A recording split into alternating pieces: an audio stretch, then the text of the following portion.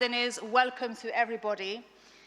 Welcome to our panel discussion on two very heavy words, extremism and discrimination. I was just saying to our panelists, this subject needs an entire conference, not an hour, but we will try to do justice to this title. And I would just like to take a moment, first of all, to introduce my panel before I set the scene for you. And we are joined by Muhtar Tilaberdi, Deputy Prime Minister and Foreign Minister of Kazakhstan. Hoş geldiniz, welcome to Antalya. And next we have, I'm going to go by the right order, is Professor Alberto Melloni, Chief Scientific Advisor to the European Commission. Welcome to you. And next, we have somebody I've met before, nearly 15 years ago. We have Miguel Ángel Moratinos, UN High Representative for the Alliance of Civilizations. Welcome. Thank you. Johnny Meso is next, and he is the President of the World Council of Arameans. Welcome to you. And next, we have Professor Dr. Mehmet Pachache, who is the Special Representative of the Organization for Security and Cooperation in Europe. Welcome to you. And right at the end, we have Said Susin, President of the Istanbul Syriac Orthodox Church Foundation. This is our distinguished panel today, ladies and gentlemen. And, you know, as I was thinking about this panel, I thought, you know, the world has really been locked down, well, most of the world has been locked down for so long, and yet we have seen the global outcry over the murder of George Floyd, and just recently the killing of a Muslim family in Canada. But there has also been some moments, I think, that show promise. We saw the visit of the Pope to Iraq. So there's lots to discuss in this subject, but what I want to do first of all is to get a sense of where we are right now as we emerge from the pandemic. It's very concerning to see, for example, German intelligence sources saying that the pandemic actually encouraged extremism. UK police warning of renewed terrorist threats as COVID reduces in Europe. So I just want to start over here with the Minister. Where do you think we are right now with regards to extremism and discrimination in June 2021 as we come out, or start to come out, much of the world from a pandemic? Thank you. Ladies and gentlemen, dear friends, today we all witness crucial importance in setting up wider intercultural and interreligious dialogue to reach understanding, tolerance, and non-discrimination. I am convinced that the concept of the culture of peace is overarching goal of the UN system, its member states, international organizations, and all the strata of our societies. Thus, recent history has proven that stability and security are the only possible avenues to equality and democratic engagement of women, youth, ethnic, and religious minorities. Kazakhstan is firmly committed to building a culture of peace, and essential tool for preventing conflicts and establishing international cooperation for peace, development, and non-discrimination. I would like to recall that currently, time-wise, we are in the International Decade of Rapprochement of Cultures, which was adopted at the initiative of Kazakhstan and UNESCO at the 67th session of the General Assembly in New York. Every state must be accountable to all voices, including the most vulnerable ones. As a responsible UN partner, Kazakhstan has been at the vanguard of many fronts. Kazakhstan triennially convenes the Congress of the leaders of world and traditional religions. We consider it's important to widely involve representatives of different communities in the preparation of the 7th Congress of Leaders of World and Traditional Religions set for 2022 in Nur Sultan. And I'm very appreciate to the United Nations Alliance of Civilizations for the support in the hosting of these congresses in our country. Kazakhstan, despite its population of 18 million, is a home to nearly 130 ethnic groups and 18 major religions of the world. It has promoted inclusive and democratic dialogue through the creation of the Assembly of People of Kazakhstan at the parliamentary and local district levels, involving representatives of and youth of many different ethnic groups from all the far-flung provinces and rural areas of the country. It has difficult task to ensure the rights of all ethnic groups, preserve peace and harmony in the country as the basic conditions for sustainable development. The government also closely cooperates with the NGOs. As a high evidence of this Kazakhstan activity to contribute for inter-ethnic dialogue and harmony, we proud that our prominent Kazakh diplomat Kairat Abdurrahmanov was nominated to the post of the High Commissioner of the OSCE for National Minorities in 2020. So just in this short statement, I have tried to cover the main steps and initiatives of Kazakhstan to address the regional and global challenges on this matter. Thank you. Thank you so much, Your Excellency. Thank you. We move on now to Professor Alberto Meloni. If I could get your take, your assessment on where we are right now with regards to discrimination and extremism as we come out of a pandemic. Well, thank you again for the invitation and for having me here. I'm here because, from my point of view, this topic has something to do with my field of research, that is religious histories and religious studies. And we are preparing in Bologna the Interfaith Forum of the G20 under Italian presidency for September.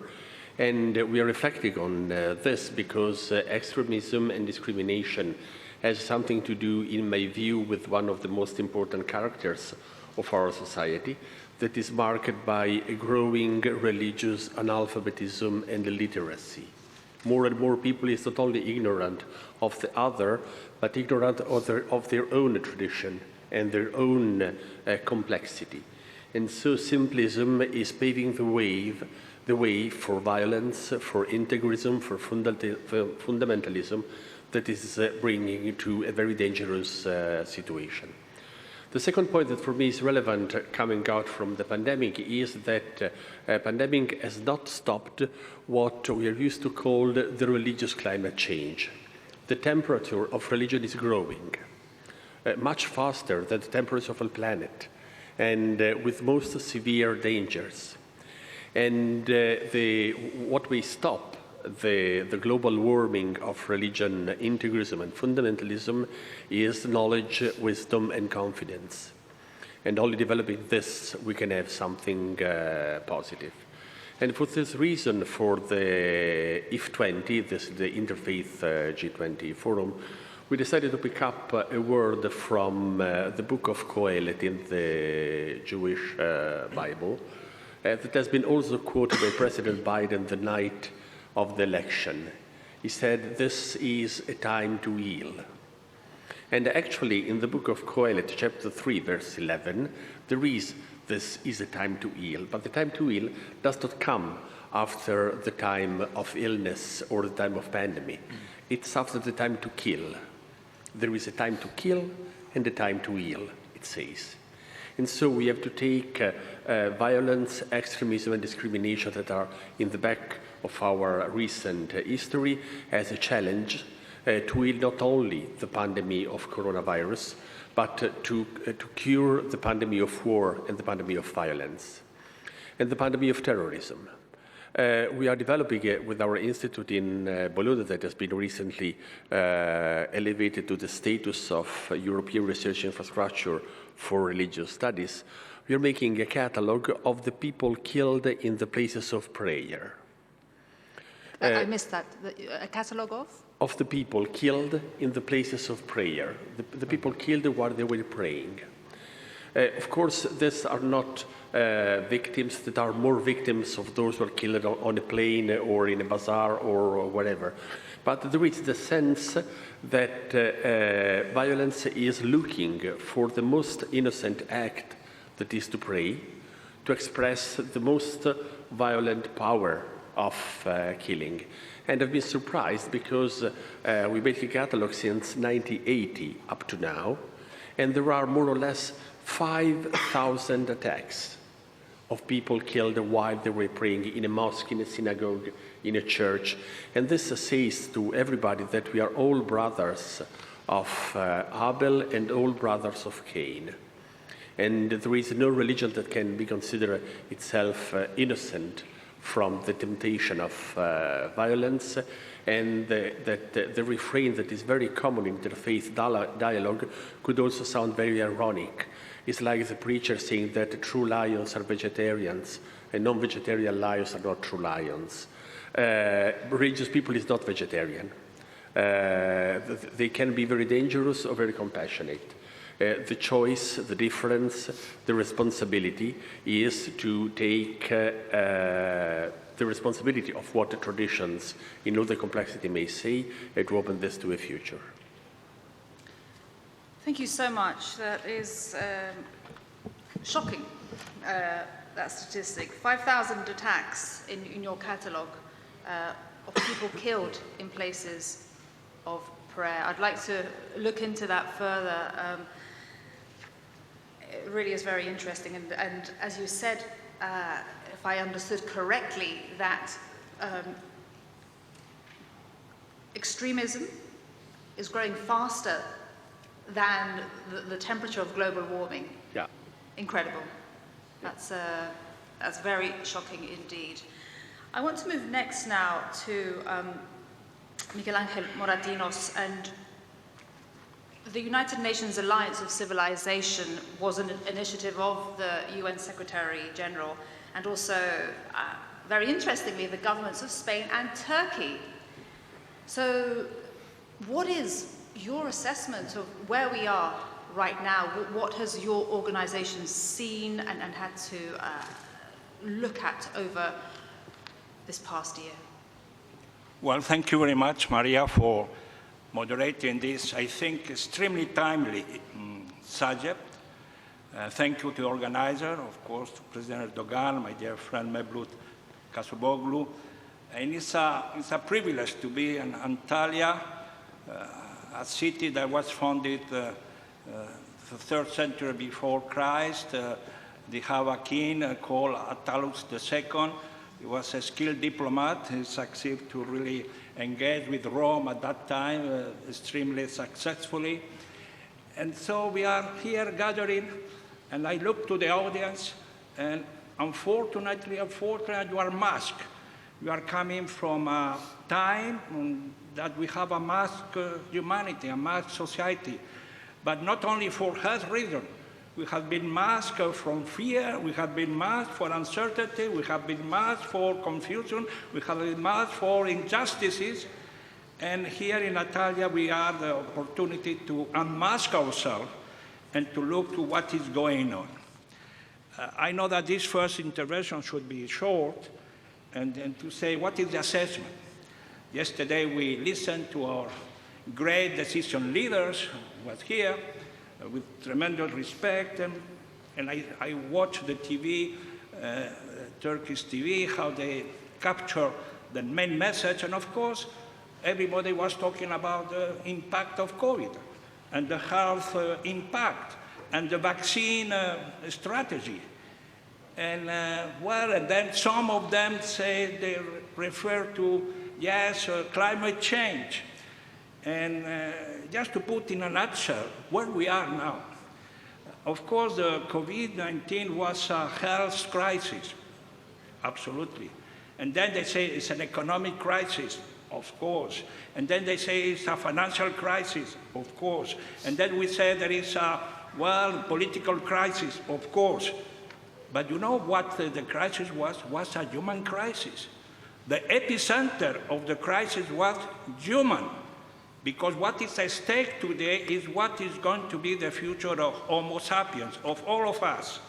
And in this issue, and that we are being bombarded positively, and we ask the audience today, they will ask, I'll say, what is the first concern and unanimous support is that we have to save the planet.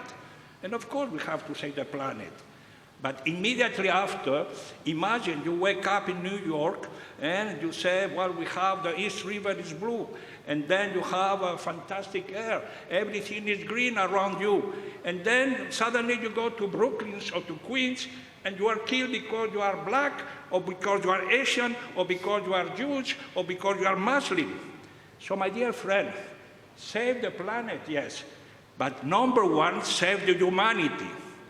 Is what we have. And so when we address this issue of extremism and discrimination, what we had witnessed in this crisis is that it has produced not a single, let's say, first declarative solidarity, but immediately after, unfortunately, we were confronted with discrimination, with xenophobia, anti-Asian because they say the virus was coming from China, then marginalization, the people that have no the means and resources to fight health problems were put aside, and so we multiply this effect of the crisis. So these issues that unfortunately has been, neglected till now in the broader sense of diplomacy, in this forum of innovative diplomacy have to take the lead. The cultural and religious aspect, and Dr. Alberto Meloni mentioned, and I have some words about the protection of religious sites, are now part, essential part of international agenda. If you look to the Security Council, you look to the 97% of conflict and crisis in the world, all of them have a cultural and religious dimension. So we are not in the 20th century, we are in the 21st century. So we have to address this issue. And we have to address this issue with, let's say, a sense of humanity. And that's what will lead us. So I will come back later on in the second round about how we can combat and establish a new world where xenophobia, anti-Semitism, Islamophobia, all kinds of discrimination have to be defeated. And I think in this new agenda, I think our issues are going to be up, because it's the only way to have a comprehensive and positive result of our discussion. Thank you so much, Mr. Moratinos, for your comments. Let's move on now to Johnny Messo, President of the World Council of Arameans. And I guess my question to you is, where are we right now, and what have you seen in your area when you deal with religious leaders, religious minorities? Thank you, Maria. And first of all, I would like to extend my sincere gratitude to the organizers for organizing such a timely, as the gentleman said, forum, bringing world leaders, academics, people who care about the peace, security, and stability and prosperity, one might add, of the world. Let me first introduce the audience to who our people are, the Arameans, otherwise known as Syriacs. The Aramean people are the indigenous people of southeast Turkey, Syria, Iraq, and Lebanon. We have a well-documented history of over 3,000 years, the Aramean people and our Aramaic language. And Aramaic is probably best known to most of you as the language of Jesus. It's the second language of the Bible. It played an important role in the whole Middle East. It was the international language of the whole Middle East between 700 BC and 700 AD. And the Arameans also translated much of the ancient Mesopotamian and Greek sciences into Arabic and translated and passed on these sciences to the Arabs. This with respect to the past of our people. If you look at the present, and then I come to your question now, Maria, just 2 weeks ago, we were again victims of extremism, violence, intolerance, discrimination, whatever you want to call it. One of our people was kidnapped. First, he was beaten up in broad daylight in the street, kidnapped by 10 persons in northeast Syria by an organization called the YPG or the PYD, which is the Syrian branch of the PKK, which is not only by Turkey recognized as a terrorist organization, but also by the USA and the European Union, for example. We face many of these, let's say, atrocities committed by extremist movements committed against our people. In their view, there is no place for our people in our home countries, Turkey, Syria, Iraq, and Lebanon. And I can mention many examples, but if you look at the pandemic gave a pause to the whole world. First of all, to the, let's say, the extremists to regroup and rethink their strategies in order to perfect the implementation of their plans. On the other hand, the pandemic also gave the world, the civilized world, the opportunity to also rethink solutions, rethink how we can get rid of extremist seeds, thoughts in society, discrimination, and the world is, I believe, fed up with expressions of violence, hatred towards each other, and the world is in need of really peace, stability, and again, prosperity, and that's what our aim should be.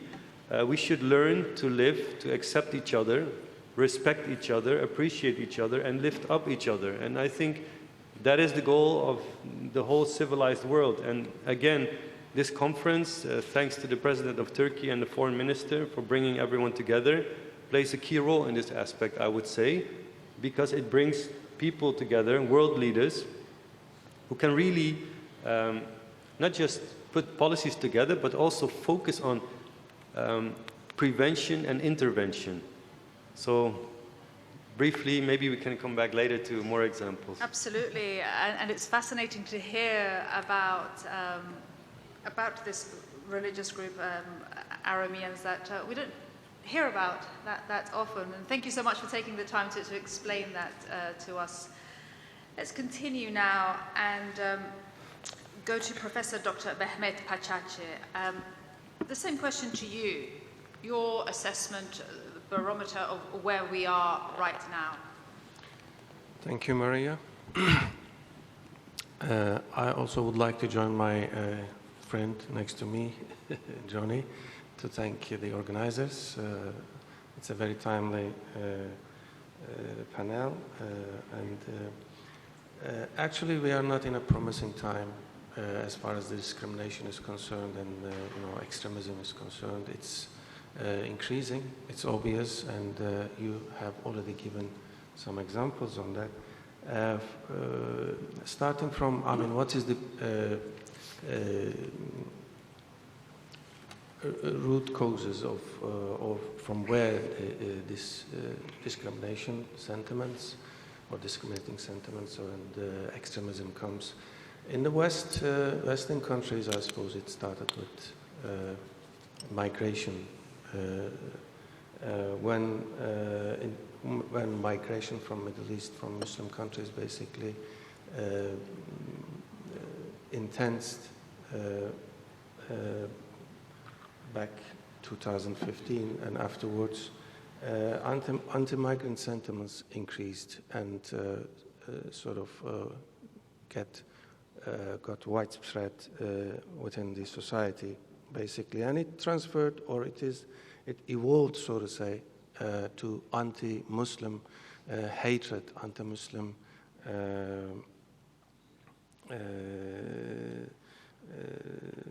feelings, so to say. So basically we see hatred against Muslims in the media, and in politics. In media, almost all the time negative about Muslim migration, Muslim existence as a migrant in the West, and politics as well. Actually, joining, populist right-wing parties, joining to this discourse, they spread, and also they intense, so to say, these feelings and these ideas and this anti-Muslim hate speech within the society, both in the media and also in politics as well. So what we see, one of the key words is a normalization of hatred, normalization of discrimination, normalization of anti-Muslim hatred. So every elections, elections are, or election as an institute, is a democratic institute. But what we see in every elections in the Western countries, actually a kind of erosion of democratic rights, with, as I said, with the normalization of hatred speech and so on and so forth. So white supremacist groups in the media and also in social media. So actually we have to mention about social media in this respect. It's almost uncontrollable. Social media, the spread of anti-Muslim hatred, religious hatred is so widespread. Even the international organizations, really think about that, how we can curb this Muslim hatred in social media. And also, just to stress the populist right-wing discourse is, the medium of social media is a very sort of good place for them to spread their opinions, discourse, and speech.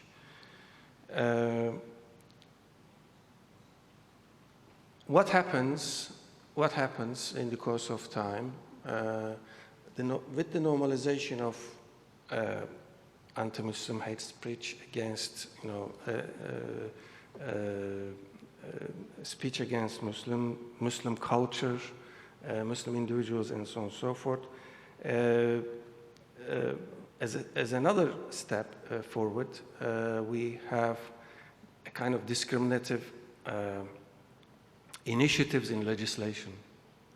In legislation, it doesn't stay there as a language or as a speech, but it is transferred in most of the cases to legislation.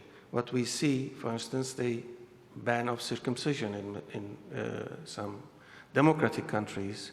Actually, this is a kind of curb of freedom of religion or belief, actually, and also banning halal slaughter. And also, for instance, banning headscarf in social sphere and so on and so forth. So this goes further, and also this goes, at the phase of legislation, erosion, to the erosion of democratic rights, freedom of religion or belief, and fundamental, curbing the fundamental rights and freedoms in the society. So, because of the adoption of hatred speech against Muslims by central, political parties, so to say, we reach to this, actually, this point as far as the discrimination and non-tolerance is concerned.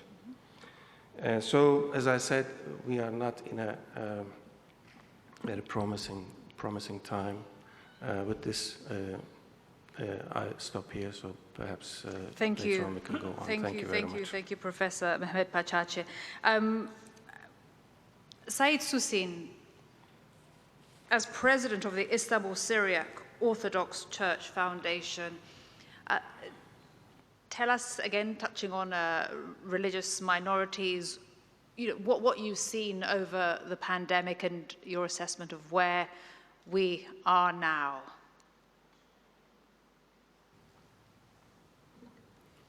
Teşekkür ederim.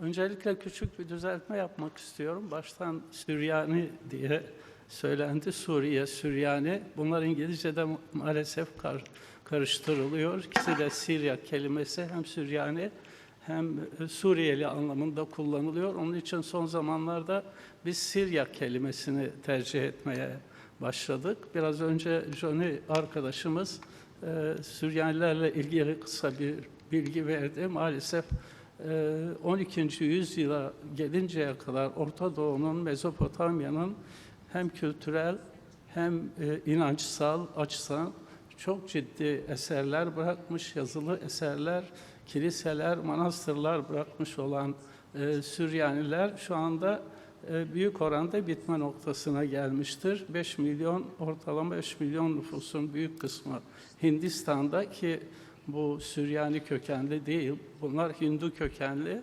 Onun dışındakiler de dünyanın dört bir tarafına yayılmışlardı. Şu anda Türkiye'de doğup büyüdüğümüz topraklarda 25 bin kişi kalmışız. Pandemiye geçmeden önce ben popülist söylemlerle ilgili bir şey söylemek istiyorum. Popülist söylemlerle insanların inanışlarını, etnik kökenlerini, dilini, gelenek göreneklerini ve mezheplerini fakir, zengin, yerli veya göçmen olmalarını kullanarak insanlar arasındaki farklılıkları körükleyerek amaca ulaşmaya çalışmaktadırlar. Orta Doğu'dan, Asya ve Afrika'dan Batı'ya göç edenler sayıları arttıkça bunlara karşı olan söylemler de aynı oranda karşı olanlara malzeme çıkarmaktadır. Bu söylemleri destekleyenler, ırkçı, milliyetçi partiler her geçen gün daha çok yükselmek ve yönetimi ele geçirmektedirler. Bu yönetimler göçle gelenleri ve yerli halkı din, dil, etnik köken, gelenek ve görenekleri kullanarak ve halkın arasındaki kutuplaşmayı yaratarak her geçen gün taraftarlarını arttırmaktadılar. Popülist söylemlerle bölgeye demokrasiyi, insan haklarını getireceğiz denilerek Orta Doğu'nun, Kuzey Afrika'nın birçok ülkesi yaşanmaz hale getirilmiştir. İnsanlar bir gecede evlerini, işlerini terk etmek zorunda kaldılar. Her gün büyük küçük yüzlerce insan denizlerde, göç yollarında aç sefil sığınacak bir yer aramaktadırlar. Hristiyanlığın doğduğu Orta Doğu'da, Doğu Hristiyanlarının en rahat yaşadığı Suriye ve Irak'ta Hristiyan nüfusu her geçen gün bitme noktasına gelmektedir. Sayısız kilise, manastır tahrip edilmiş ya da boş bırakılmıştır. Süryani okulları kapatılmış ya da Süryanice dili yasaklanmıştır. Biraz önce söylediğim gibi Batı'da göçmen nüfus arttıkça buna bağlı olarak İslamofobi taraftarları da her geçen gün artmakta. Irkçılar, milliyetçiler ve insanlara hayat hakkı tanımak istemiyorlar. Hangi dinden olursa olsun ibadet eden insana saldırmak en büyük insanlık suçu olmalıdır. Cami, havra, kilise veya herhangi bir ibadethanede dini vecibelerini yerine getiren insanların rahatsız edilmeleri, hatta öldürülmeleri asla kabul edilemez. Ayrımcılığa en güzel örneği 1959 yılında Avrupa Birliği'ne müracaat eden ülkemizin hala orada beklediğini en güzel örnek olarak verebiliriz. Avrupa Birliği'ne müracaat ettiğimiz zaman Doğan çocuklar bugün 61 yaşında. Umuyorum ve diliyorum ki bizlerle beraber bu 60 yaşındaki insanlar da Türkiye'nin Avrupa Birliği'ne girdiği zamanı görecekler. Tabii pandemi herkese olduğu gibi bizleri de vurdu. Özellikle azınlıkların ki Türkiye'de son 20 yılda bütün azınlıklar en rahat dönemlerini yaşadılar. Biz azalan cemaatimizi kiliseye davet etmek için, getirtmek için çeşitli çalışmalar yaparken bu sefer kiliseye gelmeyin diye çalışmaya başladık. Bu tabii ciddi oranda bizi endişelendiriyor ve özellikle biz Süryaniler ki İstanbul'da büyük çoğunluğu, Türkiye'deki Süryani nüfusun büyük çoğunluğu İstanbul'dadır. İstanbul'da da tamamen cemaatin bağışlarıyla ayakta kalmaktadır Süryaniler. İkinci dönemde Türkiye'deki azınlıklarla ilgili eğer söz verirseniz o konuda konuşmak istiyorum ve teşekkür ediyorum. Thank you so much to Said Susin, the president of the Istanbul Syriac Orthodox Church Foundation. Thank you very much. So many themes have come up that are very similar indeed, and just I want to go back to what you said, Mr. Moratinos, that this has really shown us that we are all Homo sapiens, apart from anything else. And the virus does not discriminate at all. That's one thing that just cuts through everything. And I want to take that and ask you, Minister, how, we don't have much time left, we've got about 15 minutes left, how you think we can move forward, given that we know that we are all in the same boat. Yes, indeed. Indeed, during the pandemic, we witnessed the rise of the nationalism in the foreign policy of the most countries, states. So it becomes a good source for the extremism and discrimination. So on our point of view, we consider that the key words for this is a dialogue. So we need to create more such of kind platforms like ADF to meet the governments, NGOs, expertise, and to discuss on which way we can move to combat all challenges. From my point of view, I would say that, for example, for Kazakhstan, on the political level, we launched such mechanism like conference on interaction and confidence building measures in Asia. So in the framework of this platform, we set up the catalog of the confidence building measures. So all member states of this conference and the Asian countries can refer to the common challenges and to find the answer how to join the efforts to combat them. Thank you. Thank you, Minister. I go back now to Professor Alberto Meloni. You mentioned what Joe Biden said in his inaugural speech, it's a time to heal. He also said, of course, that is from the book of Joel, I believe. Of Coelet. Okay. And, how do we heal? Or you also said a time to kill, a time to heal. How do we move between both? How do we get to that healing that Joe Biden mentioned? Well, in my view, one of the most important aspects is a consideration of knowledge. What is moving great and vast groups of people inside very profound religious tradition to violence is a very narrow vision of their own patrimony. There is a sort of obsession into violent details. instead of taking into consideration the great tradition that each religious family has staying at this level. And in my view, this effort to produce knowledge, to spread knowledge, to invest both in research and education is a way that is not curbing violence tonight. For tonight we have police and intelligence. It will not curb violence tomorrow. For tomorrow we have diplomacy and politics.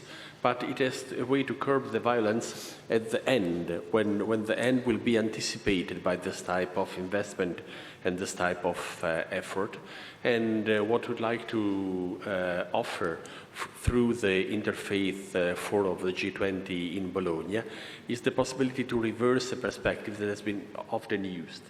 In many circumstances, you have the proper and very motivated request of fight some phobia, Islamophobia, Christianophobia, anti-Semitism, and so on. But on the other side, you can use and ask the great religious tradition to make a move that is not simply alerting on the risk of being the object of violence, but making of them the object of compassion. And so if we can joke on this, you remember one of the most fundamental laws of the Western tradition is the Magna Carta, that is a big chart. And so the idea is that the religions may come to a parva carta, a small list of commitments, not made of what the other are supposed to do, but what they are supposed to do. And a parva carta which they can say that we shall not kill each other, we shall succor each other, and we shall forgive each other. That is a way, like the three baskets of Helsinki, speaking in terms of diplomacy, that is proper in this phase, offering a new perspective. Thank you very much indeed. Miguel Angel Moratinos, your UN Alliance of Civilizations has a very important role here. What are you planning for this next phase? Well, we plan to implement our mandate. And our mandate, as Professor Passati said, is to really reverse this new hate discourse. Hate is back, unfortunately. History, you have enemies, you have adversary, but what we are witnessing today is how hate is used by populist governments in order to destroy, annihilate the other. Why is it back? It's back because they are using it as a political platform. They use it for short-term purposes, and unfortunately, the new international society that all of us, or global citizenship, we are not being prepared to combat it. So how we are going to win this new battle? Well, as United Nations Alliance of Civilization, we have, as Professor Meloni said, a preventive measure: education, education, education, youth, youth, youth, women's role, migration perception, media, and not only the traditional media, social media. I mean, it's a scandal that the so-called media corporation, they say we are trying to control, you know, the hate speech. We can, of course, we couldn't eliminate what happened in Christchurch in New Zealand, that a fanatic, a supremacist broadcasted on live how they kill people, and we couldn't do anything. It's not true. We should be extremely demanding to this corporation to stop and to continue to display and diffuse this hate speech. And do you think we're at that point where, I know Professor Mehmet also mentioned the same thing. He said it's uncontrollable hate speech. Do you think we could see a repeat of a terrorist attack like Christchurch being live streamed on Facebook? Have social media, will they be able to stop it? Can you, as the UN and other organizations, intervene? I think it's a collective responsibility. Of course, member state, governments, international community, we are launching several big conferences, G20 Interfaith Dialogue in Bologna. We will bring with the Maltese government and the United Nations Alliance of Civilization very, I would say, inspiring proposal of inclusive religion education. We will have both Francis and Grand Imam Al-Azhar is trying to build up with Human Fraternity document a different approach. We, the United Nations Alliance of Civilization, in order to protect sites like Jerusalem, we have to condemn what happened with the march of flag in Jerusalem, where people were hating the Arabs, saying we have to kill an Arab. An Arab is only good when he's dead. We cannot accept this kind of language. So we have to protect the religious side. We have going to organize a conference with all, participants in order that we can safeguard the right of every people to have their own religion, to exert the capacity in peaceful means to have their own faith and confession. So there is a tremendous challenge, but have to be done all together. It would not be a question of one country, or one person, or one minority.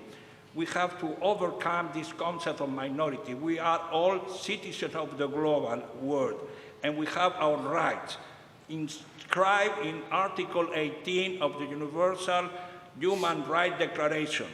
And that is what we have to fight for. And either you are Syriac, or you are Aramean, or you are Muslim, or you are Jewish, or you are Christian. And how do you get to, and this is a question that I often think of, you have the UN, you have policy, but how do you get to that one individual sitting in his room planning a terrorist attack? For example, what we saw in Canada, the killing of a Muslim family. We have to go to person. We have to isolate that, to start it from the early ages. That's the work we are doing with counterterrorism and strategy. We have really to eliminate this radicalism. People born, when they born, they are not terrorists. People born in Sahel or in the Middle East or whoever, they are not terrorists. They become terrorists because the condition for their own political, economic, social, cultural environment lead them to this trend. So what we have is to try to, of course, maintain a capacity to secure ourselves, but at the same time to start to work, as Professor Meloni was saying, for not the future or the past. What is the daily life of these people? Okay. So that is the way. It's a collective, and we have to wake up. Enough is enough. We have been trying to eliminate terrorism through so-called military and security, perspective. That's not enough. We have to go and to engage in what is the reason why these people become fanatic. And that is the way I think the cultural and religious dimension could be extremely useful for that endeavor. Thank you so much, Miguel Angel Moratinos. Johnny Meso, how do we move forward? And with religious communities, we saw the Pope's visit to Iraq just recently in the middle of a pandemic. Has that helped at all? Let me tell you about the Pope's visit. He was invited by one of the leaders of the Aramean Christians of the Chaldean Church, and also the Syriac Catholic Church. I mean, the Aramean Christians, they have Syriac Orthodox among them, Chaldeans, Nestorians or Assyrians, and Maronites or Melkites even. But from our perspective, how we tackle or how we look at these issues, how they can be tackled, yes, education is key. Education is key. At the same time, I would like to add, governments have a tremendous responsibility, not just to invest in education. Government officials themselves are highly educated, and yet we are dealing with interests, geopolitics, and proxies. Many governments are also participating in enticing or funding certain groups that create lots of issues and problems all over the world, from Africa to the Middle East to other regions in the world. So this is also a serious issue that has to be addressed among governments at the level of the United Nations Security Council and General Assembly. So this is really a serious issue. I would like to repeat this. Not just education, but I think governments themselves should also look at how these groups, these terrorist organizations, how they emerge, how they are being empowered, how they flourish, and how they are successful. I mean, an organization like Daesh that has victimized our people, the Arameans or Syriacs, and the Yazidis and others, they didn't come out of the blue and take over huge swaths of lands in Syria and Iraq. They had supporters. They have been given a green light to do these things. And this is also true with respect to other terrorist movements in the world. So I think in addition to education, governments should also look in the mirror and address each other on these kind of issues. Of course, maybe another element that I could highlight, if you look at all kinds of forms or expressions of hatred, whether it's from a religious perspective, when you look at anti-Semitism, Christianophobia, Islamophobia, but we are also dealing with, for example, ethnic nationalist aggression sometimes, that one ethno-religious group thinks that there is no space for another, like in our situation, that they think there is no space for both groups or more groups. So, yeah, if you look at these issues, that's also, I would say, a key element to approach, but you have to look at it from region to region, because these are such complex issues with their own distinct root causes, and yeah, these have also their own unique locality.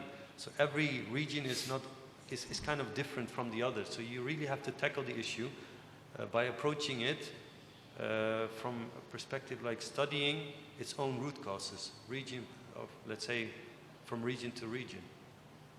Johnny Missel, thank you very much indeed for your comments.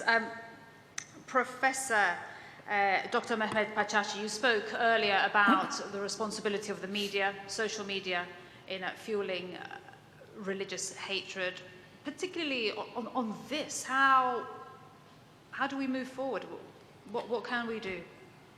Well, actually, I will also stress the importance of education, actually.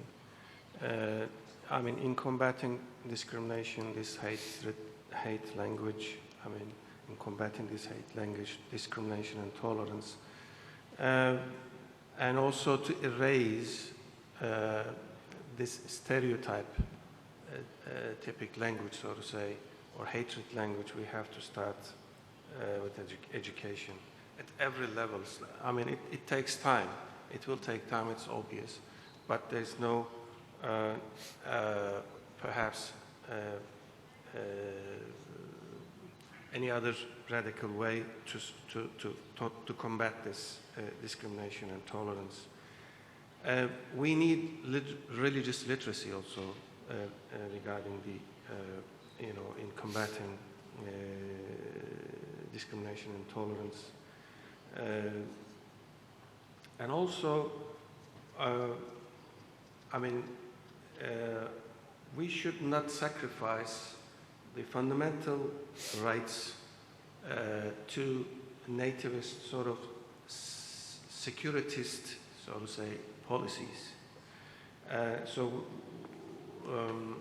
we cannot compromise fundamental human rights, and therefore fundamental human rights and freedoms should be protected by law, by